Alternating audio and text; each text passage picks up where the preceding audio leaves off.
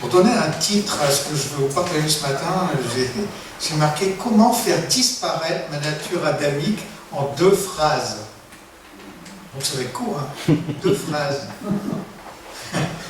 Vous me connaissez, je vais vraiment faire tous mes efforts pour être très rapide ce matin. Et en réalité, donc c'est pas encore ce que j'avais imaginé partager la semaine dernière. Je vous avais dit que j'avais pensé partager un thème. Et donc je vous avais partagé sur les félières, hein, je pense que vous vous en rappelez. Et puis j'avais dit la semaine dernière que ce dimanche-ci, eh bien, je vous partagerai ce que j'avais pensé. Et ben non. Parce que voilà, Dieu a mis autre chose sur mon cœur. Alors je vais continuer en fait en prenant de nouveau cette image de l'éphélière. Hein, et donc, juste peut-être vous rappeler, je ne l'ai pas préparé là cette fois-ci, mais vous voyez ce mur qui était totalement recouvert de lierre, donc on ne voyait plus le mur en fait, on voyait que le lierre. Et la semaine dernière, je vous avais pris cette image dans, avec un côté négatif, on va dire, où le lierre représentait un petit peu notre nature pécheresse, on va dire. Hein. Et puis, je me suis dit que finalement, en tant qu'enfant de Dieu, on pourrait aussi prendre cette image, mais cette fois-ci du côté positif. Hein, c'est-à-dire que plutôt que... Enfin, on a tous, et de toute façon la Bible est claire là-dessus, et c'est sûr que si, en tout cas dans ma réflexion, je me dis quelquefois, oh, si le Seigneur pouvait faire de nous que notre nature adamique, hein, cette nature charnelle, puisse disparaître, quoi qu'on n'en ait plus, hein, qu'on ait en nous que cette nature régénérée, spirituelle, ouais, ça serait quand même chouette. Hein. Mais, c'est clair, en tout cas dans la parole de Dieu, que c'est pas le cas, quoi. On a en nous cette nature adamique, hein, cette nature charnelle qui va nous accompagner jusqu'à la fin de nos jours. Et d'ailleurs, l'apôtre Paul nous dit que cette nature-là, eh bien, on doit la faire mourir hein, chaque jour.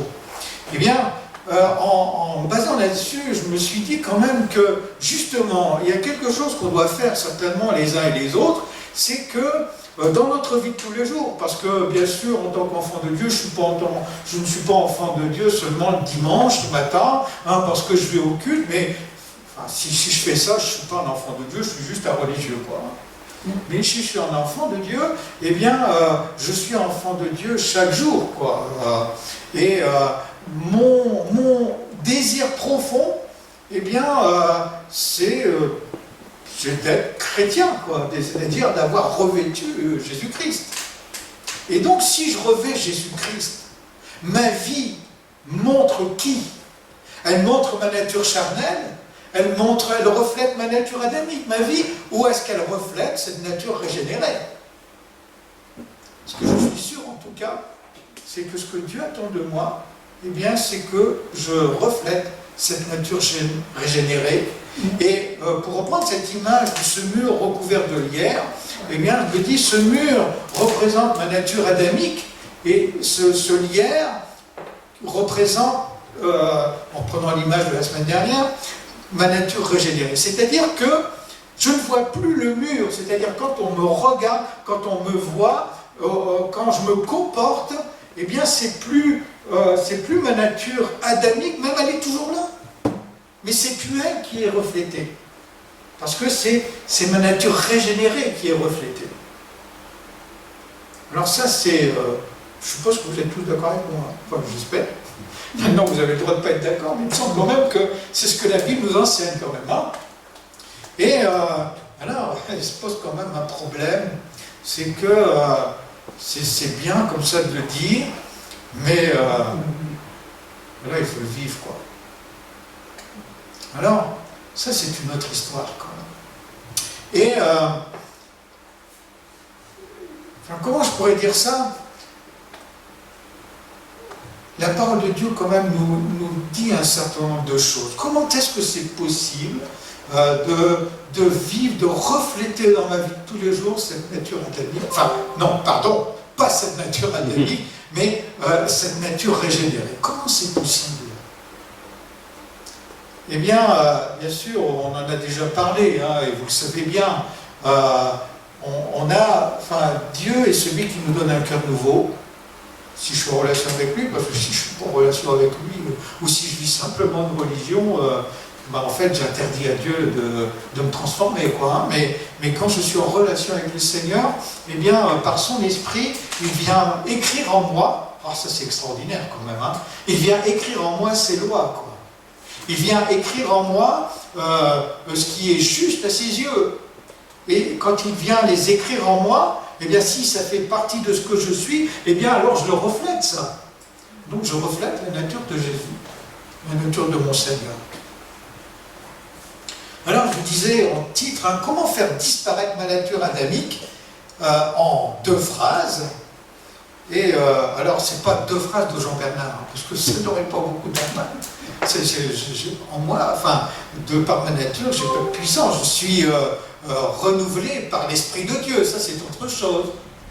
Alors, simplement, je vais vous lire 2 versets, 3 ou 4 versets, 4 versets, mais je vais retenir 2 phrases dans ces 4 versets. On les trouve dans Matthieu au chapitre 22 et au verset 36. Et au verset 36, il nous est dit, donc c'est les religieux qui étaient là, qui posent la question à Jésus, et ils disent, mais maître, quel est dans ta loi le commandement le plus grand? Je sais que vous connaissez déjà la réponse. Hein. Mais on va lire ce que Jésus répond. Et Jésus répond, tu aimeras le Seigneur ton Dieu de tout ton cœur, de toute ton âme et de toute ta pensée. C'est là le commandement le plus grand et le plus important. Et il y en a un second qui lui est semblable. Donc Jésus va le mettre au même niveau que le premier, il lui est semblable. Tu aimeras ton prochain comme toi-même. Et puis au verset 40, il va dire quelque chose de fondamental, il me semble. Tout ce qu'enseignent la loi et les prophètes est contenu dans ces 2 commandements. 2 commandements ou 2 phrases. Première phrase, tu aimeras le Seigneur ton Dieu de tout ton cœur, de toute ton âme, de toute ta pensée. Deuxième phrase, tu aimeras ton prochain comme toi-même. Et Jésus dit clairement que si je vis ça, eh bien j'accomplis toute la loi et les prophètes. J'accomplis tout ce que Dieu attend de moi. Comment faire disparaître ma nature adamique, frères et sœurs? En 2 phrases, eh bien, vis l'amour comme Dieu le définit. Pas l'amour comme moi je peux le définir. Dans ma nature charnelle. L'amour que je définis dans ma nature charnelle est bien souvent juste limité à l'amour émotionnel, on va dire. Ça ne veut pas dire que Dieu ne s'intéresse pas à l'amour émotionnel, hein, que c'est injuste d'avoir de l'amour émotionnel, c'est pas ça du tout. Mais voilà, Dieu nous dit que si j'aime le Seigneur, mon Dieu, de tout mon cœur, de toute mon âme, et si j'aime mon prochain comme moi-même, alors j'accomplis tout ce que Dieu veut. C'est-à-dire que je suis en train de vivre ce que Dieu attend de moi, il y a tout est dedans. Alors dit comme ça, j'espère que vous êtes d'accord avec moi, enfin, pas avec moi, mais avec la parole de Dieu. Hein? En tout cas, frères et sœurs, je vous rappelle quand même, et je veux me rappeler ce matin, que, encore une fois, moi je dois faire disparaître cette nature adamique, cette nature charnelle, pour faire vivre cette nature divine. Moi je vais être intéressé, j'espère que vous êtes intéressés avec moi, à comprendre, à saisir ce que Dieu attend de nous quand il nous dit d'aimer Dieu de tout notre cœur, de toute notre âme, de toutes nos forces, et quand il met au même niveau le fait d'aimer mon prochain.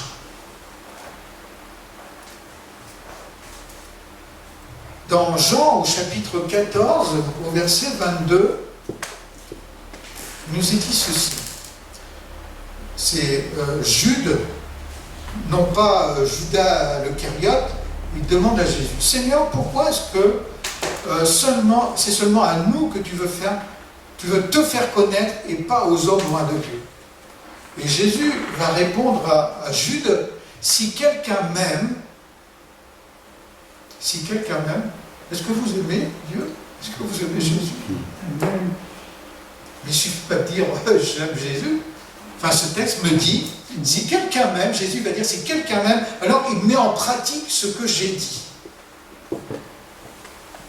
Et au verset 24, il va dire, par contre, celui qui ne m'aime pas, eh bien, il ne met pas en pratique mes paroles. Peut-être qu'il les entend, peut-être qu'il les écoute, peut-être qu'il est d'accord avec ce que je dis, mais il ne les vit pas, quoi. En reprenant ce verset, je rebondis sur ce qu'on a partagé précédemment. C'est-à-dire que je peux,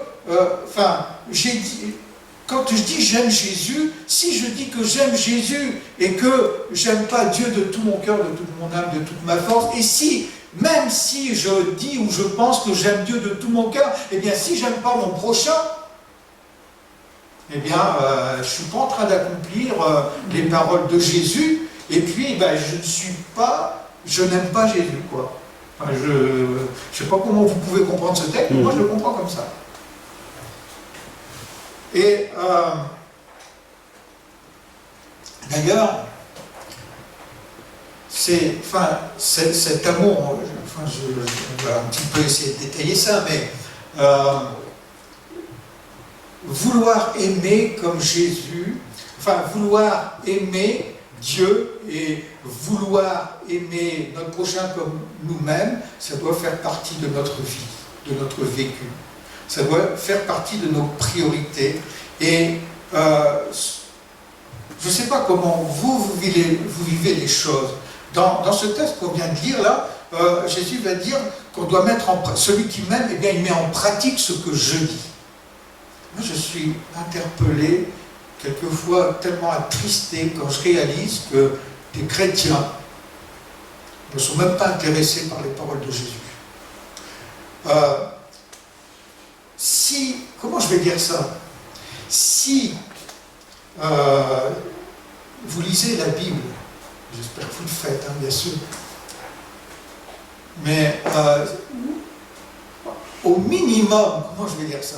Au minimum, si vous n'êtes pas assez courageux pour lire toute la Bible, eh bien au moins lisez les paroles de Jésus, lisez les évangiles, au minimum. Mais les lire, ça ne suffit pas, hein, bien sûr. Il faut les lire et puis prendre les enseignements de Jésus et les mettre en pratique. Et d'ailleurs, si on fait ça, en me référant aux versets précédents, je peux dire que si j'entre dans cette dimension-là, alors j'accomplis la volonté de Dieu et je vis la volonté de Dieu, je manifeste la volonté de Dieu. Dans Jean 13, au verset 31, là encore, je suis sûr que vous connaissez le verset par cœur, Jésus va dire à ses disciples, je vous donne une directive nouvelle, je vous donne une direction ou un commandement, ça dépend des versions. Et ce commandement ou cette directive nouvelle, c'est-à-dire la direction dans laquelle on doit aller, et la chose qu'on doit appliquer dans notre vie, Jésus va dire, aimez-vous les uns les autres. Ça revient au verset tout à l'heure, quand Jésus va dire, tu aimeras ton prochain comme toi-même, et que tu le mets au même niveau que le fait d'aimer Dieu de tout son cœur, de toute son âme et de toute sa force. Mais dans ce verset, il y a quelque chose de très intéressant, parce que Jésus va dire, je vous donne une directive nouvelle. Comment? Si on lit la Bible, on s'aperçoit que Dieu nous demande tout le temps d'aimer l'autre. Pourquoi Jésus ici dit, je vous donne une directive nouvelle? Et d'ailleurs, ce qu'il dit ici, il est dit juste après la trahison de Judas. Vous savez, quand Judas est parti, et puis qu'il est allé le trahir auprès des prêtres, et lui il est parti, mais les autres disciples étaient restés dans la chambre haute, et là où ils étaient en train de vivre la dernière Pâque, avant la mort de Jésus.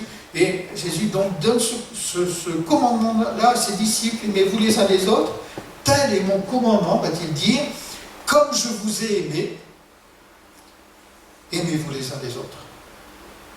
Le commandement nouveau, c'est quand Dieu nous dit d'aimer l'autre à la manière dont lui nous aime.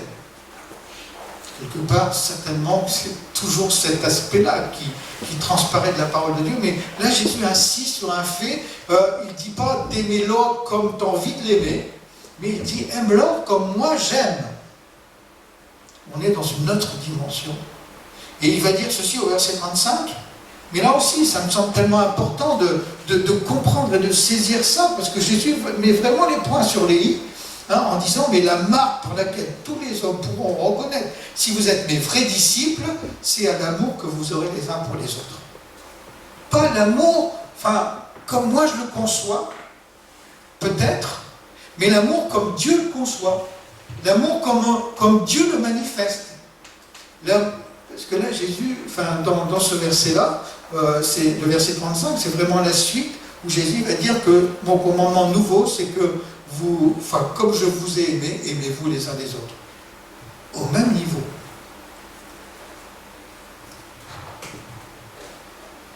Frères et sœurs, il y a une grande différence entre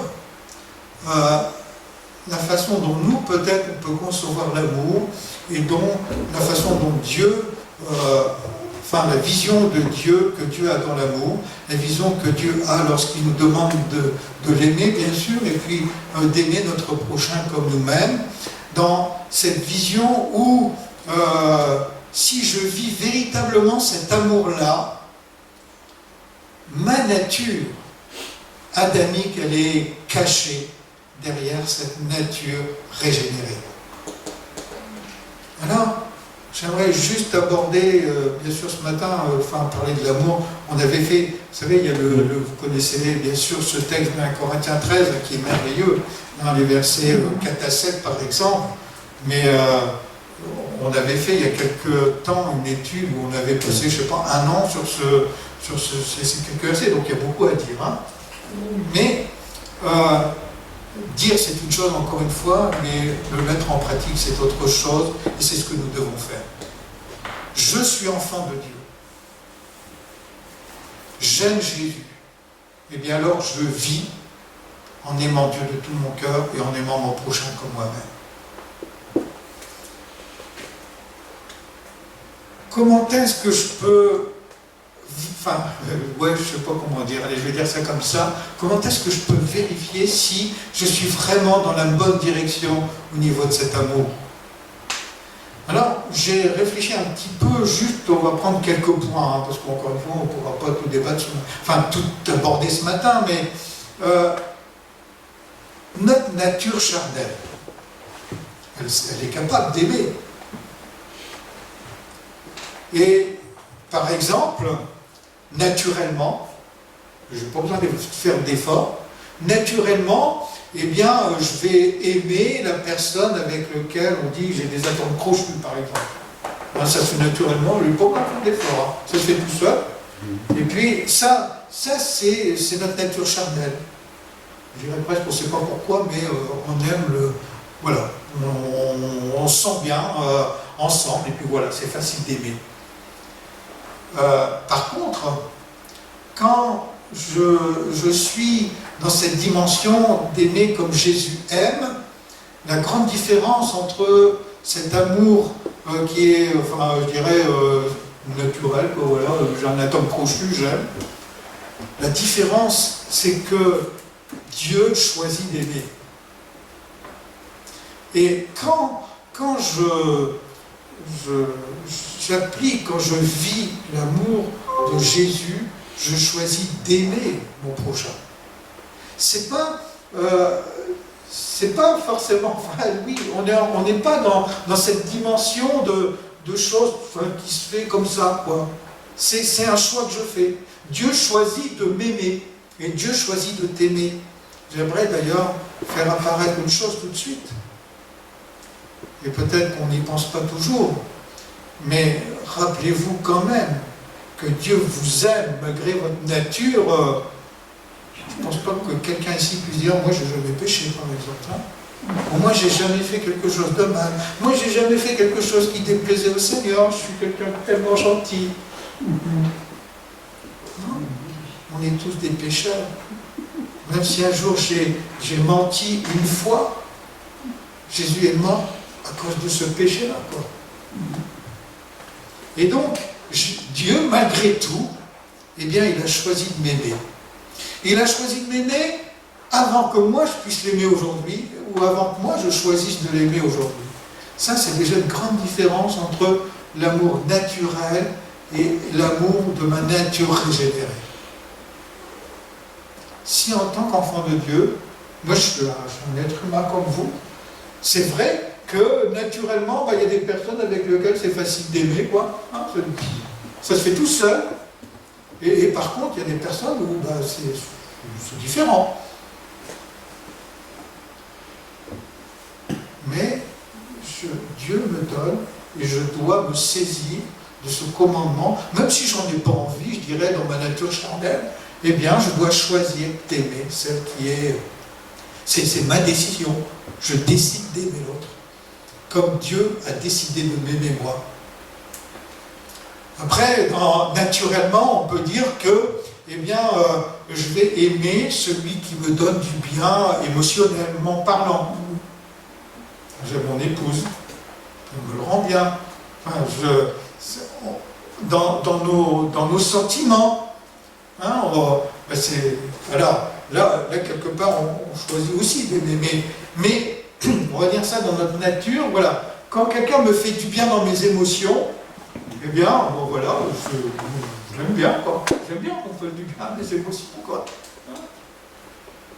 Mais, en même temps, de la même façon, quand aimer comme Jésus, eh bien, encore une fois, c'est pas parce qu'on fait du bien dans mes émotions que je vais aimer la personne, mais là aussi, je choisis d'aimer.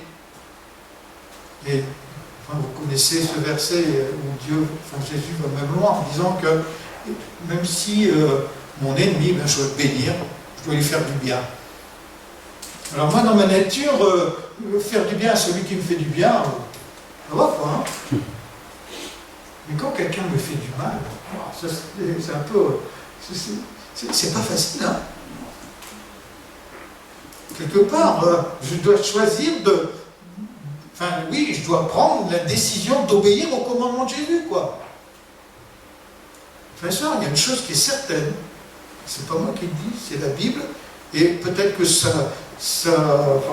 on n'apprécie pas de voir cette réalité-là en face, mais frères et sœurs, c'est important d'avoir en face. Hein, c'est que quand j'ai pas envie d'aimer l'autre parce que il me fait des crasses, par exemple,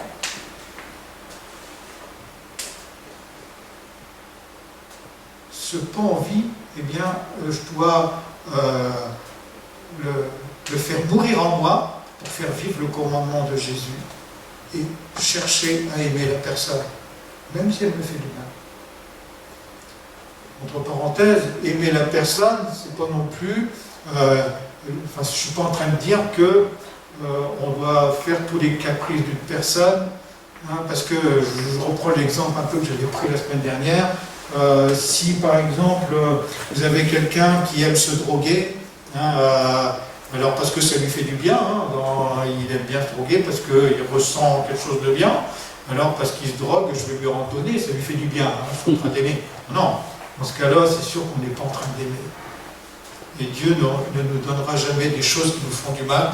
Et nous, bien sûr, on ne doit pas flatter les émotions de l'autre, si c'est, des émotions, oui, dans ce sens l'exemple que je viens de vous donner, si ce n'est pas quelque chose qui est bon pour lui. Mais en tout cas, je dois aimer comme Jésus aime. Après, je peux aussi aimer quelqu'un parce que j'ai un bénéfice pécunier, quoi. Je peux aimer mon patron, par exemple. Là, c'est peut-être pas un bon exemple, hein, mais je veux dire, on peut aimer une personne parce que il nous donne, on a un bénéfice pécunier. Quand on reprend 1 Corinthiens 13, par exemple, où il y a une définition de ce qu'est l'amour qui est merveilleuse, hein. En tout cas, l'amour que je manifeste en tant qu'enfant de Dieu, en tant que celui qui reflète Jésus, eh bien, je donne de l'amour déjà sans rien attendre en retour. Si j'aime quelqu'un parce qu'il me donne quelque chose, ça, c'est pas l'amour de Jésus. C'est pas l'amour que je dois refléter. Je ne suis pas en train d'accomplir le commandement de Dieu quand je fais ça. Mais aimer l'autre, c'est donner, quand j'en ai la possibilité, en fonction des circonstances, en fonction des situations, mais sans rien attendre en retour. Et là aussi, encore une fois, je reviens à l'attitude de Jésus vis-à-vis de nous. Vous savez, quand Jésus est mort sur la croix, vous savez quoi? Aujourd'hui, nous, on est des enfants de Dieu, on a accepté Jésus comme notre sauveur personnel, et puis grâce à cette acceptation, par le fait qu'on sait que Jésus est notre sauveur, aujourd'hui on a le salut, on est sauvé. On sait qu'un jour on ira le rencontrer là-haut pour l'éternité, mais vous savez, sur la croix, Jésus est mort pour tous les hommes. C'est-à-dire Jésus s'est donné pour faire les péchés de l'humanité entière. Malheureusement, un certain nombre, et même beaucoup de personnes, eh bien, ne prennent pas en compte ce que Jésus a fait. Et quelque part, dans ce sens-là, je vais dire, pour eux, Jésus l'a fait pour rien, mais pourtant il est mort pour leurs péchés aussi. Jésus s'est donné sans rien attendre en retour. Et nous devons faire la même chose. Nous devons donner de l'amour à l'autre sans rien attendre en retour. Un autre aspect, je peux aimer naturellement, encore une fois, celui qui me donne quelque chose, je veux dire en général, quoi, dans tous les domaines. Mais de la même façon, finalement, dans notre nature charnelle, c'est facile pour nous d'aimer quand on y trouve un intérêt, enfin d'aimer quelqu'un on a un intérêt à aimer, quoi. Mais, frères et sœurs, quand j'aime comme Jésus aime, quand j'accomplis les commandements qui nous sont laissés dans les évangiles, dans les paroles de Jésus, eh bien, j'aime, en aucun cas je cherche mon intérêt dans cette dimension d'amour.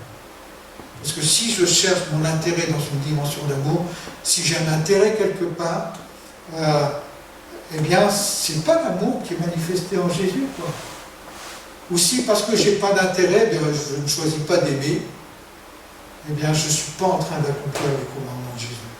Et si je choisis de ne pas accomplir les commandements de Jésus, frères et sœurs, eh bien, je vous renvoie au verset que dans Jean 14, eh bien, ça veut dire que je n'aime pas Jésus. Et c'est pas moi qui dis, c'est Jésus lui-même.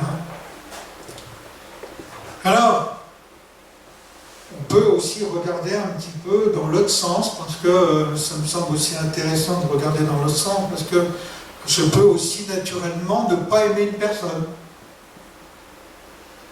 En tout cas, si je reviens à l'exemple tout à l'heure que je disais qu'on peut avoir avec certaines personnes un atome crochu, eh bien, avec certaines personnes, je peux aussi avoir, aucun atome crochu, même à ne pas, tout simplement, ne pas aimer cette personne. Je ne sais pas pourquoi, mais je ne l'aime pas. Ça vous est jamais arrivé, ça? Je n'aime pas, je ne sais pas pourquoi. Il n'y a pas vraiment de raison, mais je la sens pas, cette personne. Eh bien, ça, c'est dans notre nature. Mais cette nature-là, elle doit disparaître face à la nature de Jésus que je dois manifester. Je ne peux, naturellement, vous savez, ce sont des choses qui arrivent aussi, même dans l'Église. Naturellement, par exemple, un frère, une sœur, je ne veux pas trop l'aimer parce que ce frère ou sa sœur, ce frère ou cette sœur, là, je parle donc de l'Église, il ne correspond pas à mes standards. Alors, je ne l'aime pas. C'est jamais arrivé, ça. Si ça arrive, je sais que ça arrive. Frères et sœurs, c'est pas ce qu'on doit faire. Enfin, si j'accomplis l'enseignement de Jésus, eh bien, si je fais ça, j'aime pas Jésus. C'est clair. Je pense qu'il n'y a pas de question à se poser. Par contre, je dois faire le choix, même si cette personne ne correspond pas à mon regard, ou je dois choisir de l'aimer. Rappelez-vous ce que Jésus a dit, la marque par laquelle tous les hommes reconnaîtront que vous êtes mes disciples, c'est l'amour que vous aurez les uns pour les autres. Quand dans ma nature, eh bien, je ne sens pas la personne, entre guillemets, c'est une expression, c'est certainement pas quelque chose que je dois laisser vivre en moi. Ça, c'est ma nature. Cette nature-là, je dois la faire mourir. Si je vous en parle ce matin, c'est parce que ce sont des choses qui arrivent, et puis certainement ça vous arrivait, moi ça m'est déjà arrivé. Après, il y a aussi cette notion, on peut, bon, c'est grave d'en arriver là, mais on peut ne pas aimer une personne parce qu'elle n'a pas la même origine ethnique que nous, ou elle n'a pas la même couleur de peau, ce sont des choses qui existent dans notre société et qui peuvent exister dans notre nature. Moi j'ai déjà entendu, si je vous en parle ce matin, je l'ai même entendu de chrétiens. Ils ne se rendent pas compte, hein, mais c'est une réalité.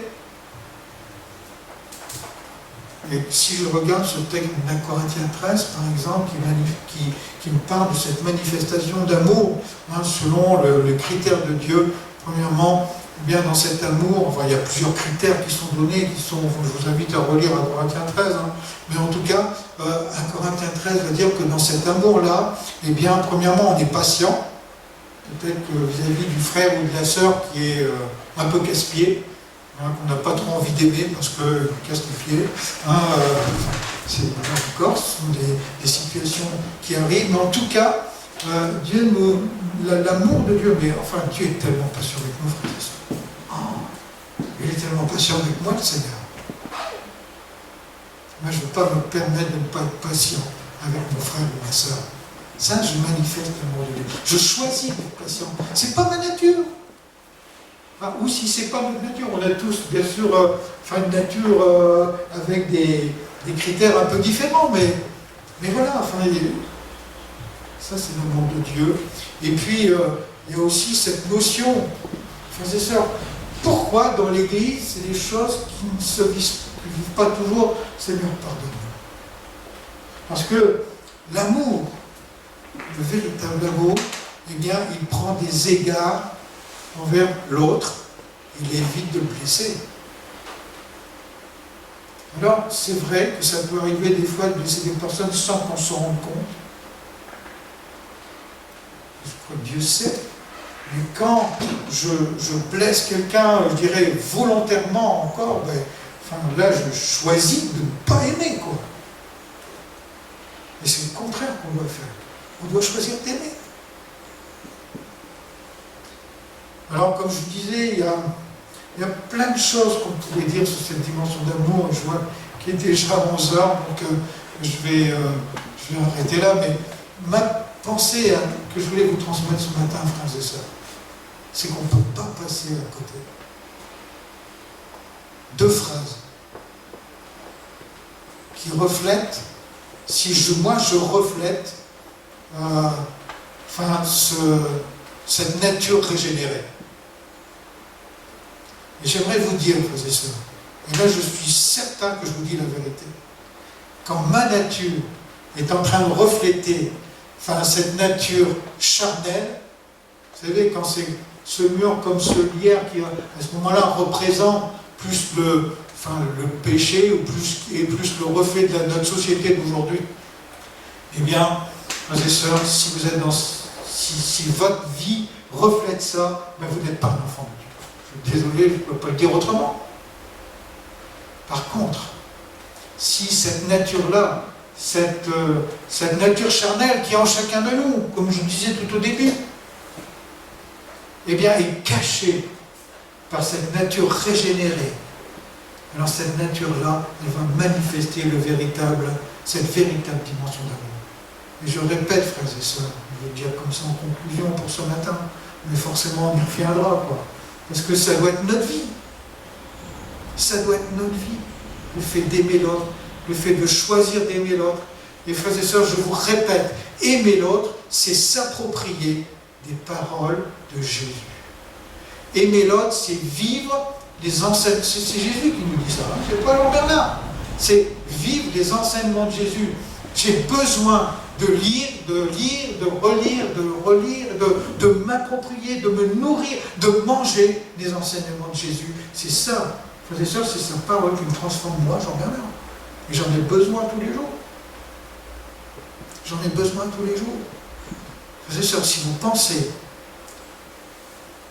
pensez pouvoir aimer et accomplir le commandement de Jésus qui nous ont été laissés dans les versets que je vous ai donnés, si je peux penser aimer sans m'imprégner des enseignements de Jésus, de la parole de Jésus, eh bien vous êtes en train de vous tromper, mais alors de façon phénoménale. Tu ne pourras jamais vivre l'amour de Jésus si tu ne t'imprègnes pas de ses paroles, si tu ne t'imprègnes pas de sa vie, si tu ne t'imprègnes pas des exemples qu'il nous a laissés en étant sur cette terre. Il nous a montré le chemin. Jésus est le chemin. Il est le chemin, il n'y en a pas d'autre. Il est la vérité, il n'y a pas d'autre vérité. Ma vérité avec ma nature adamique, charnelle, eh bien, ce n'est pas la vérité. La vérité, elle est en Jésus. Il est le chemin, la vérité. Et il est aussi la vie. Quand j'emprunte le chemin, quand je m'imprègne de la vérité, eh bien, j'ai la vie. Et ma vie, elle s'en va dans l'éternité. Et ça, ce matin, j'aimerais vous encourager. Non, vous savez, dans les temps où nous vivons, des temps particuliers, le terrorisme, alors peut-être que dans notre charnelle, quand on entend tout ce qui est en train de se passer, enfin, ces personnes qui sont égorgées, enfin, ma nature charnelle, elle a plutôt tendance à manifester de la haine face à ces choses-là. Et Dieu nous dit que face à la haine, on doit répondre avec de l'amour.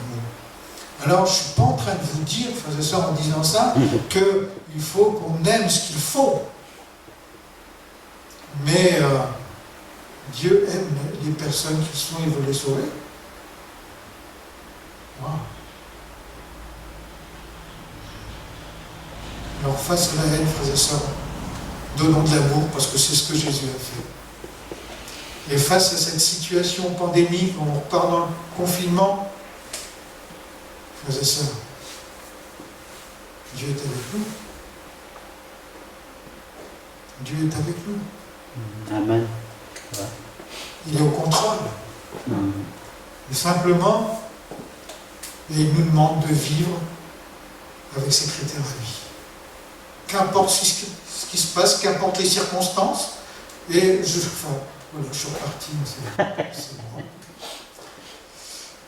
Mais voilà, bref, oui, qu'importe les situations, qu'importe les circonstances, frères et sœurs, ce qui compte, c'est de choisir, c'est de prendre la décision dans notre vie de tous les jours, de vivre avec cet amour que Dieu nous donne. 2 phrases. Tu aimeras le Seigneur, ton Dieu, de tout ton cœur, de toute ton âme, de toute ta pensée, et tu aimeras ton prochain comme toi-même, et en faisant ça, tu accomplis toute la loi, tout ce que Dieu te demande. Que Dieu vous bénisse, frères et sœurs. Apprenons à choisir d'aimer comme Jésus.